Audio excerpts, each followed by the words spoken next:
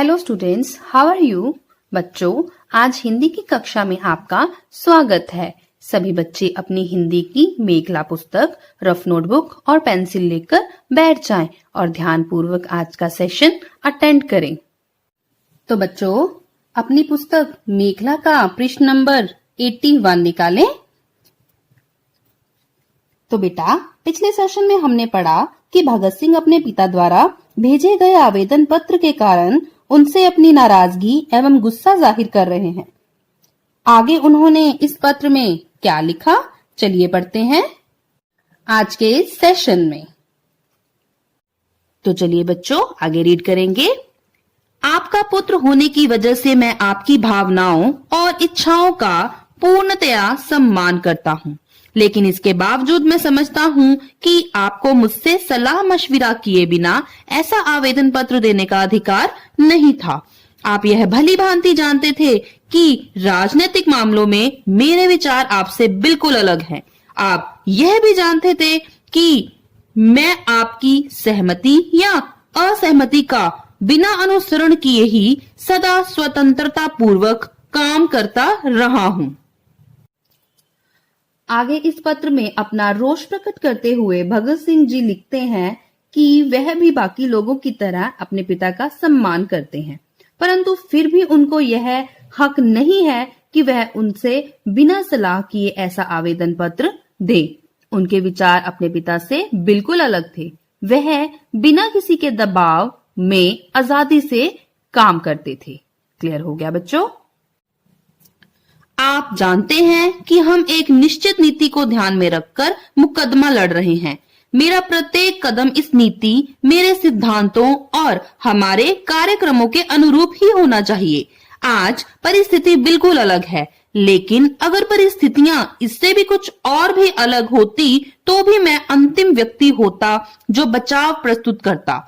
इस पूरे मुकदमे में मेरे सामने एक ही विचार था और वह यह कि मेरे विरुद्ध जो संगीन आरोप लगाए गए हैं, बावजूद उसके हम पूर्णतया इस संबंध में अवहेलना का व्यवहार करें। तो बच्चों, इस पैराग्राफ में बताया गया है कि भगत सिंह ने कुछ नीतियां और सिद्धांत बनाए थे जिनके अनुसार वह यह मुकदमा लड़ रहे थे।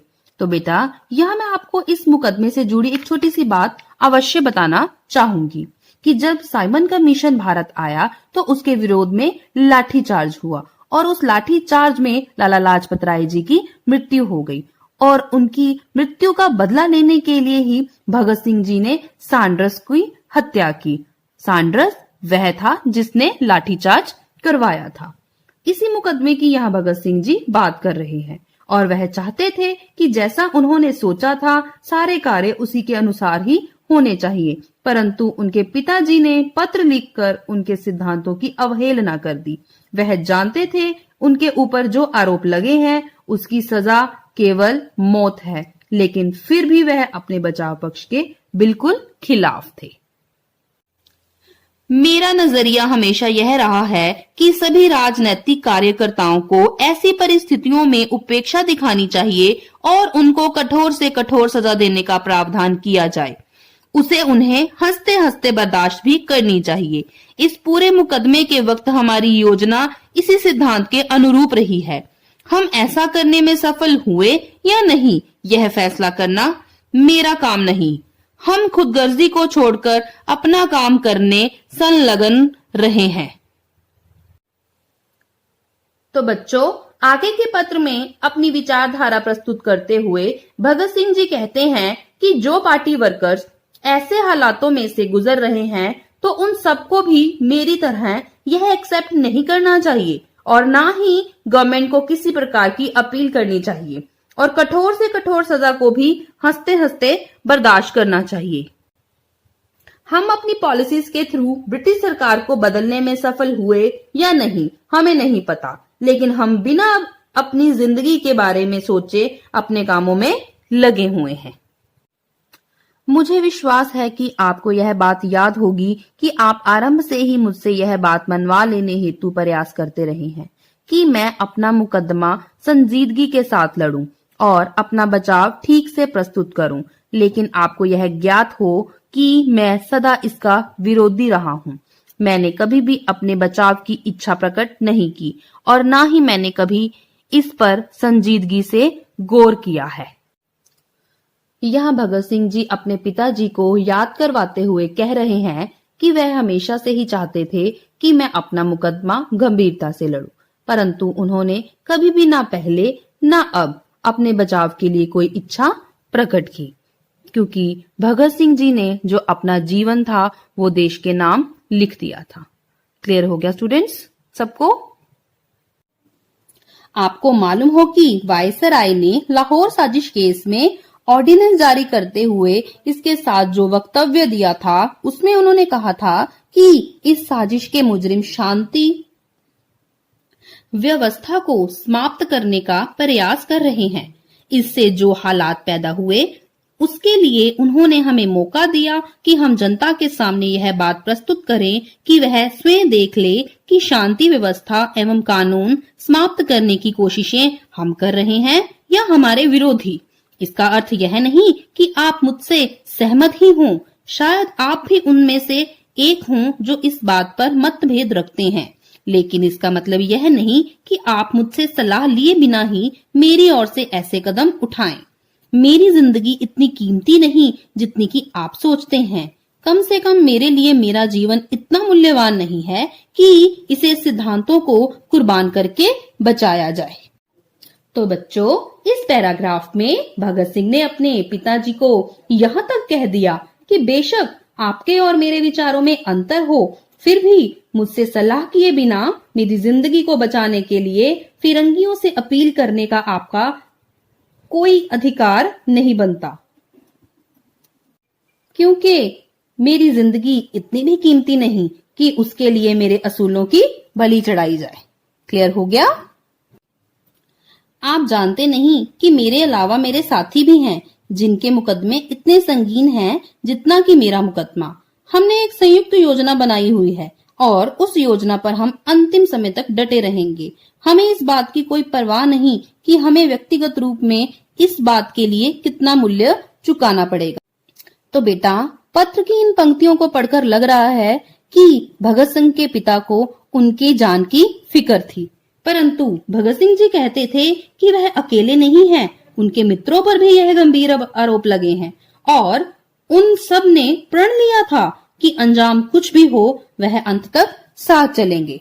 अब अगर भगत सिंह अकेले अपनी जान के लिए आवेदन पत्र भेज दें तो क्या यह सही होगा? नहीं ना। तो इसीलिए वह अपने पिताजी से रुष्ट थे। चलिए आगे पढ़ते हैं। पिताजी, इस समय मैं बहुत दुख का अनुभव कर रहा हूँ। मुझे इस बात का संशय है कि आप पर दोषारोपण करते हुए या इससे बढ़कर आपके इस काम की निंदा करते हुए मैं कहीं अपनी सभ्यता की सीमा न लांघ जाऊं और मेरे शब्द ज्यादा कठोर ना हो जाएं। लेकिन मैं स्पष्ट शब्दों में अपनी बात अवश्य कहूंगा। यदि कोई अन्य व्यक्ति मुझसे ऐसा व्यवहार करता तो मैं इसे गद्दारी से कम ना आंकता, परंतु आपके मामले में मैं इतना ही कहूंगा कि यह एक कमजोरी है, निचले स्तर की कमजोरी।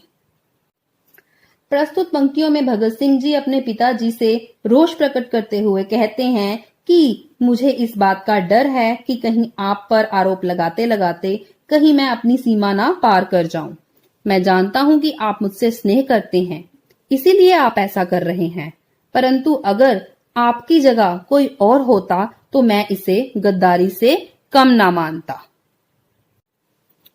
अंत में मैं आपसे, आपके अन्य मित्रों एवं मेरे मुकदमे में दिलचस्पी लेने वालों से यही आग्रह करना चाहता हूं कि मैं आपके इस कदम को नापसंद करता हूं। मैं आज भी अदालत में अपना कोई बचाव प्रस्तुत करने के पक्ष में नहीं हूं।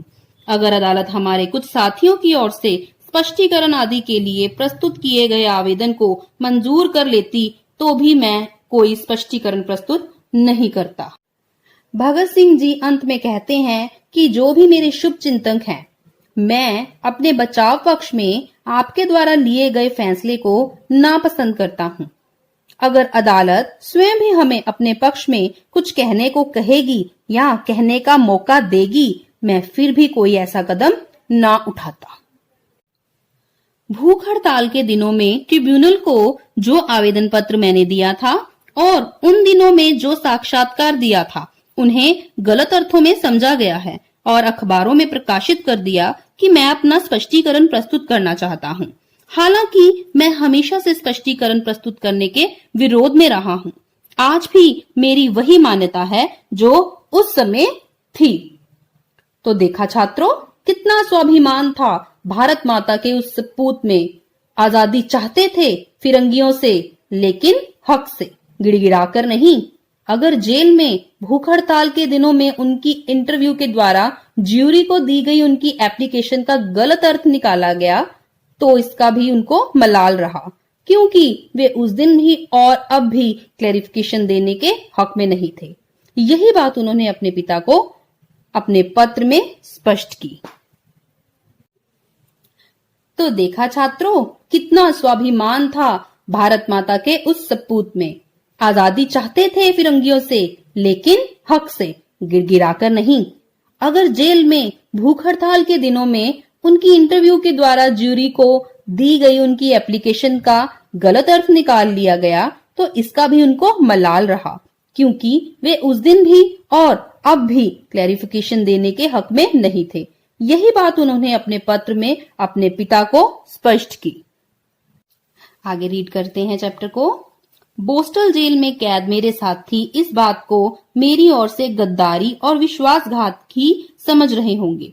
मुझे उनके सामने अपनी स्थिति स्पष्ट करने का अवसर भी नहीं मिल सकेगा। मैं चाहूंगा कि इस संबंध में जो उलझने पैदा हो गई हैं, उनके विषय में जनता को असलियत का पता चल जाए। इसीलिए मैं आपसे प्रार्थना करता हूं कि आप जल्द से जल्द चिट्ठी प्रकाशित कर दें। तो बच्चों, पत्र की अंतिम पंक्तियों में उन्होंने अपने पिताजी से भी यही रिक्वेस्ट की कि उनकी अपील के कारण उनके साथियों और जनता में जो कंफ्यूजन्स पैदा हो गई हैं, उन्हें वह समाचार पत्र में यह पत्र प्रकाशित करवा कर क्लियर कर दें, ताकि वे लोग उनके बारे में गलत ना सोचें। पत्र के अंत में उन्होंने खुद को पिताजी का आज्ञाकारी पुत्र कहकर प्रस्तुत किया है। तो बच्चों, मन को छू लेने वाले इस पत्र रूपी पाठ से जहां आपको भगत सिंह जी की आत्मसम्मान से भरी विचारधारा को जानने का मौका मिला, वहीं आपने भारतीय स्वतंत्रता संघर्ष काल के कई गूढ़ तथ्यों को भी जाना। मुझे आशा है कि इस महान देश भगत सरदार भगत सिंह से देशभक्ति की शिक्षा आपने अवश्य ग्रहण की होगी। क्लियर हो गया? अगले सेशन में हम करेंगे इस पार्ट की बैक एक्सरसाइज। तब तक आप इसकी रिवीजन करो। मिलते हैं नेक्स्ट सेशन में, नेक्स्ट वीडियो में। Take care.